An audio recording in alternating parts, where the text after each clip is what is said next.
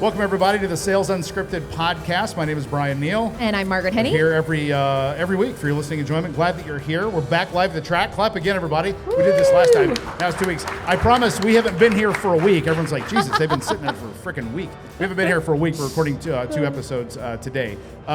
We have listeners who don't live in Indianapolis. We know this, right? Yes, yeah.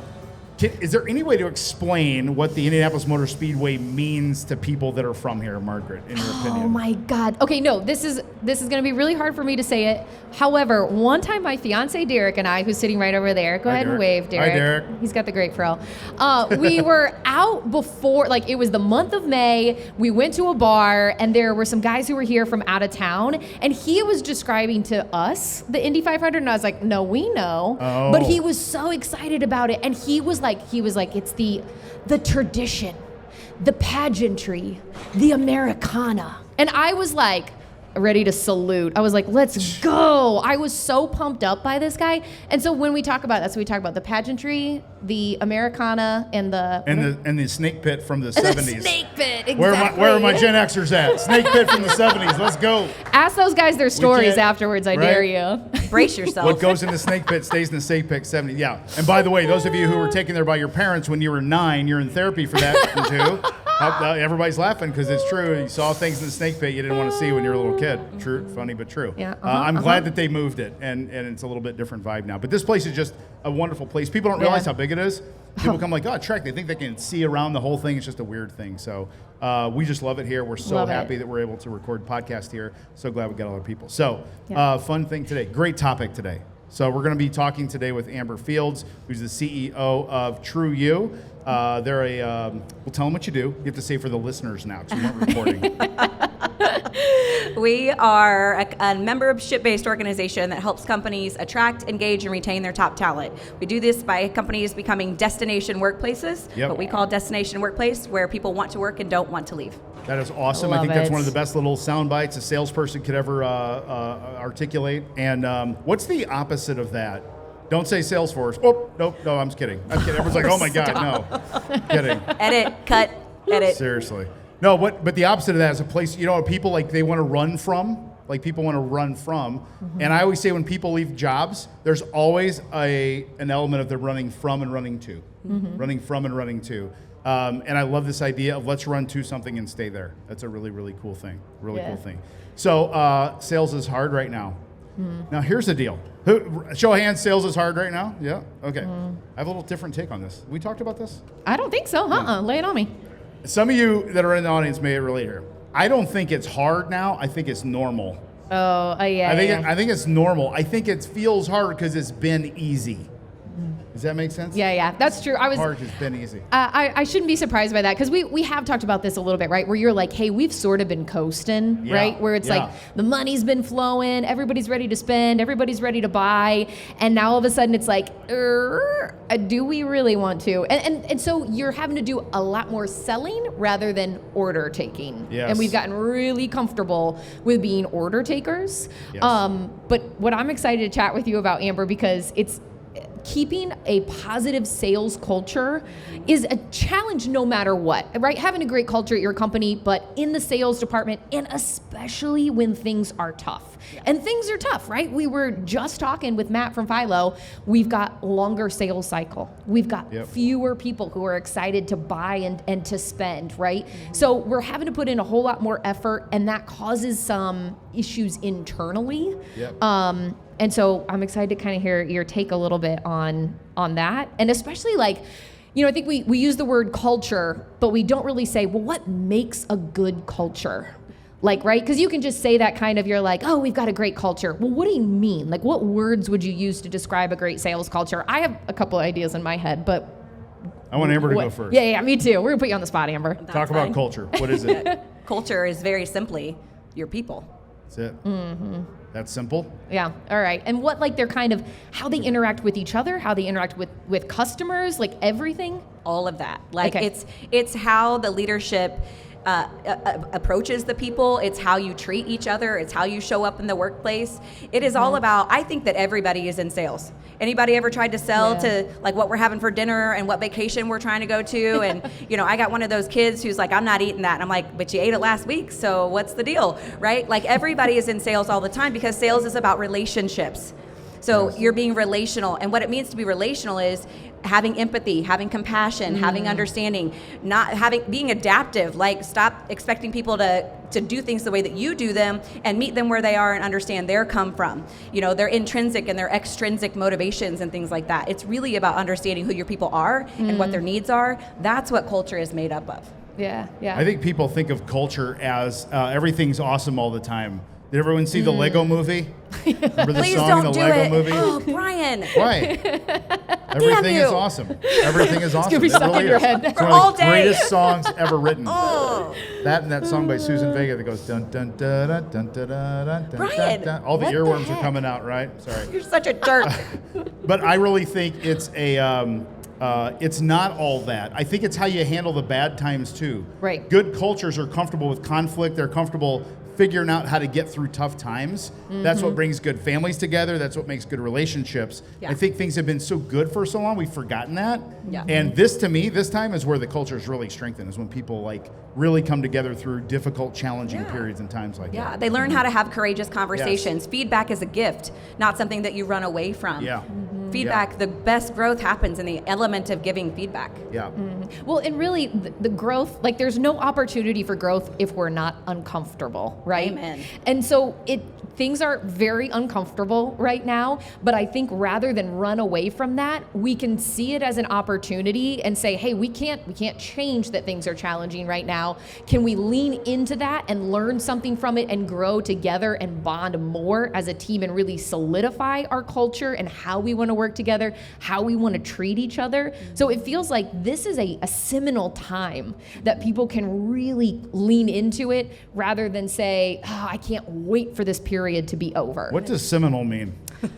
I went to state school. I used it went to right, IU. didn't She went to I? Butler. She's using Butler words on me. I don't know. Does anyone else know what Seminole means? It's important. I know I used it right, but I don't know if I could define I it for trust you. I just didn't know what it meant. I'm gonna look it I always up. said, okay, look up Seminole. All right. Now, but Amber, talk about what you're seeing now. So you're with dozens, if not hundreds or so companies that you're seeing cultures up, down, sideways, good, bad. Just tell us what the vibe is like so the people that are listening in the audience can see if they can relate. Well, the good news is I get to hang out with 100 members that have really awesome cultures, Yes. right? So they get the value of their people. They are good. They want to make it great. They want to continue the upswing because you want to keep your people. It's really hard to find really good salespeople today, right? And they're burnt out. They're doing more with less. And so what I'm seeing now, I have conversations with a lot of companies who don't buy into the trueU membership also, right? Yes. Not everybody's a good fit because you have to believe in this. You have to be willing to put the work in. A great culture doesn't show up just by accident. What does Peter Drucker say? Culture eats strategy for breakfast. Yeah. Right? I like that. I love that guy. He's my favorite. Is he dead? Is Peter Drucker dead? No, seriously, that's a dead or alive. You hear people like, I don't know. That's a good question. Is he alive or dead? This Someone guy's Google Googling it. Peter Thank you Drucker for is alive or Googling dead. He's going to Google it. I don't know for sure. So one of the things that they struggle with is that turnover piece. You get a really good salesperson. People are leaving for more money. They're definitely leaving because it's hard. They can't retain their talent because of culture. And they often say people don't leave a company. They leave their managers. They Yes. leave their Yes. people. Yes, And what they're yes. not doing is developing those people to have those fundamental leadership skills to lead and make other great leaders inside their organization that will make them an invitation to want to stay. Yes. Yeah, totally. I think there are also some red flags that people can take a look for right now, especially when things are a little bit more tough than we're normally expecting, right? Yes. So like one of the red flags that I typically see is people worrying more than working. Where Say they're that like, again. Say that again. when people are worrying more than working. Wow. So it's more about like, hey, I'm nervous. What about this? What's going on here? There's a lot of questions. There's a lot of concerns. That's totally fine. But soothing people for that. But when they're like spending more time and energy being nervous about things and how they're going and what's coming next, that's a red flag to just be on the lookout for. Be like, ooh, this is something that could potentially be a pitfall for us. Yeah. Another one that I typically see is when people switch to, like from an abundance mindset To scarcity to mindset. a scarcity. Bam, that's the word I was looking for. Thank you. All the big word show today, right? We had 3 syllables on this. I went to the University of Indianapolis, Brian. Let's go. So like, I know. yeah, I'm go Greyhounds. Surrounded by private school people. So I just feel like, because when things are great, hey, we've all got opportunity. We've all got people we can work with, whatever. When things are tough, it starts to be like, hey, that's my lead. That's my territory. Yeah. Yep. And you start to get some of this infighting, and I'm telling you, big red flag that you need to be on the lookout for, because that kind of toxic energy, when it's from the inside and not the outside, that can really drag things down. Mindset matters. You got to live inside of the abundance. There's enough work out there for everybody. And that's not just from an individual basis. A ton of you have a lot of competition out there too. And I'm telling you right now, your people are your strategic advantage. So investing in those people, helping them keep the right mindset around the work that they're doing, applauding them when they're doing good things, giving them effective feedback and giving them new tools to do a better job. You guys said it when we were doing the event a couple months ago at your place. Yeah. People aren't buying today because it's a nice to have. They're buying because they're looking for ROI. And a lot of companies are having a hard time showing what that ROI is.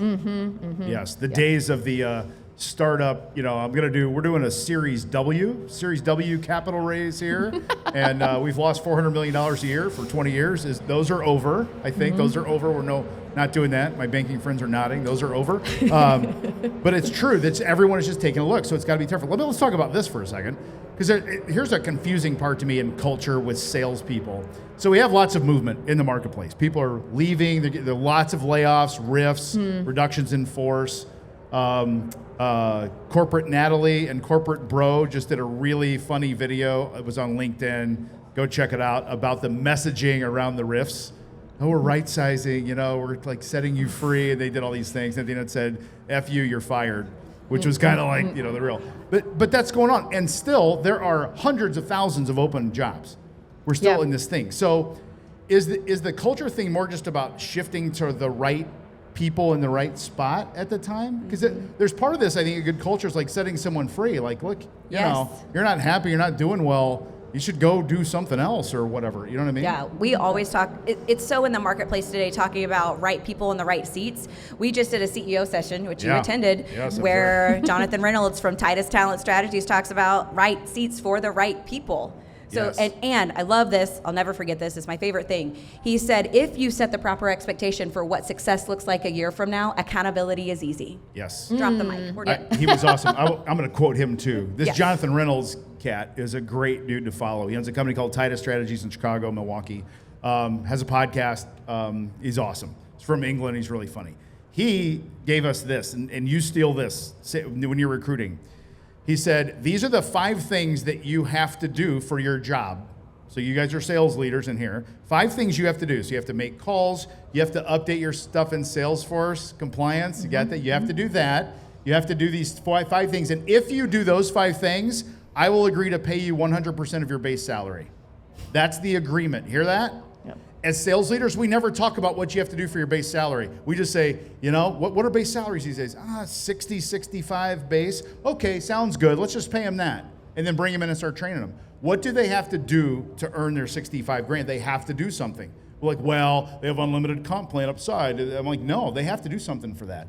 And we don't create these good environments for that, I don't think. And part of the problem is we don't say, and Jonathan's very specific, isn't he? Oh, yeah. You do these 5 things, then I will pay you 100% of your base salary. Everyone in his company has a dashboard that shows their 5 things personally and their base salary, and it says 100% if it's good.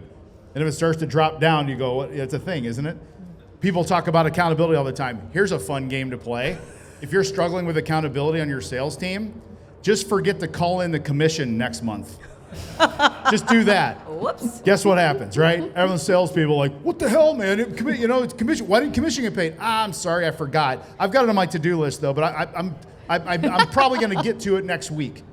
Do that. But that's what the salespeople do to you, isn't it? They tell you like, oh yeah, I meant to call him. Like, well, I meant to call in payroll too. Sorry, I forgot. You missed your mortgage. Okay. But it's true, isn't it? And you create, we're our own worst enemies sometimes. Like, well, I don't want to upset him. I don't want him to leave. It's like that, it's a thing. So, anywho. What else? I want to know, like, takeaways. Not that we're gonna have to wrap it up right now, but I'm just saying things that like that as sales leaders, one, it always starts with us. Right? Like we have to set the tone and the culture, and we cannot expect that to be something that our teams are doing if we are not modeling it. It's that simple. We're parents, right? We've got to be that for them in order for them to model it. And if they don't, hey, that's on them, but it has to start with us. So first and foremost, the other thing that I think is so important in a trusting culture that you are building with your team to reduce anxieties, because anxieties are there, right, is clear communication and as much transparency as you can possibly muster. Now, not everything, right? You can't tell them everything that's going on all the time, right? But for the most part, being very clear with why things are happening. This is what's going on. Here's the reason that we're doing it. This is our hoped outcome from that too, right? Not just like, because I told you to, right? That's bad parenting too, right? Like you kind of have to tell them, here's why you can't put your hand on that fire, okay? But like, I love that because you're not a parent yet. I know she's getting ready. I was going to say, I was going to let Amber say it first. I'm like, oh yeah. She's getting married. Was October? October. So we'll see. October. So Amber and I will come back and watch you. And you're like, how about that? How about that now? How about that? Touch that stove now. That's right. I have a couple things to add to that, Margaret. So the other thing that you have to watch for is that oftentimes salespeople get out on an island, so they don't feel connected to the culture. Yes. So you have to make sure that you're doing really solid one-on-ones. You're having great conversation. We call them stay conversations. At any point in time in your organization, you should know exactly where your people are and if they're a flight risk and if they're in it to win it. Yeah. Right? So make sure that they're not out on an island. Yeah, that's okay. So I'm interested. Are you spending, well, I guess it's probably gonna be a little bit of a bell curve, right? So you know the people that are the flight risks. You know the people that are solid, that are your core, right? Are you spending more time with the people that are the flight risk, or somewhere in between, because you're kind of like, hey, I don't know, I've tried, I've put in the time, the energy, the effort, do I need to be more working with those people that are somewhere in between those two? So I'm guilty of the one. I'd really like to do the other. As a sales leader, a lot of times it's run with your runners. Like that, you run with the people and you match the energy that they're willing to put in it. I like that. Love it. But you get caught up in the trap because you're in save mode. Save mode. Yeah. Yes. Put on your cape. We're going to try and save them. Guilty. Right. Yep. But they gotta want it too, right? 100%. Because I'm being like, get on my back, come on, we're gonna make it, and then before you know it, you're getting drugged down yourself too, right? So knowing the people that are worth saving as well, and that want it as much as you do, that's also important. Yeah, for sure. Yeah. I love that. We have a little concept we have at Blind Zebra called Tour of Duty. And we check in with our group, green, yellow, red, every quarter. And Tour of Duty just means, so those of your sales leaders, you've gotten this conversation, right? Like, hey, can I talk to you Friday at 4:40? And everybody knows what that is, right? Hey, I got some bad news. I'm like, it's like, yeah, right? Yeah. It's on both sides. It's like, hey, could you come see me at 4:30 Friday and bring your key fob, please? With you, it's like, okay, like we all know what the hell's going on there. Yeah. Instead, let's just be open about it. And it creates a hole, right? And you got to fill, and then you go to Indeed, like, oh, well, Margaret left, so I got to do a posting. Come work. We want a self-starter. Read the job descriptions. They're all the same. They're all the same, right? Self-starter, motivated, integrity, all that stuff. We just say, look, if it's time, it's time. Tour of Duty it's however long it's going to be, and we celebrate people and we celebrate people out. We have found that to make a very healthy culture. Yeah. Because no one ever feels like they can't, take a personal day on a Tuesday and put a suit on. I'm like, they have a funeral? Like, no, I don't think they have a funeral. Well, I saw them in a suit in Starbucks on a Tuesday, and they took the day off. I'm like, well, maybe they have an interview. I don't know.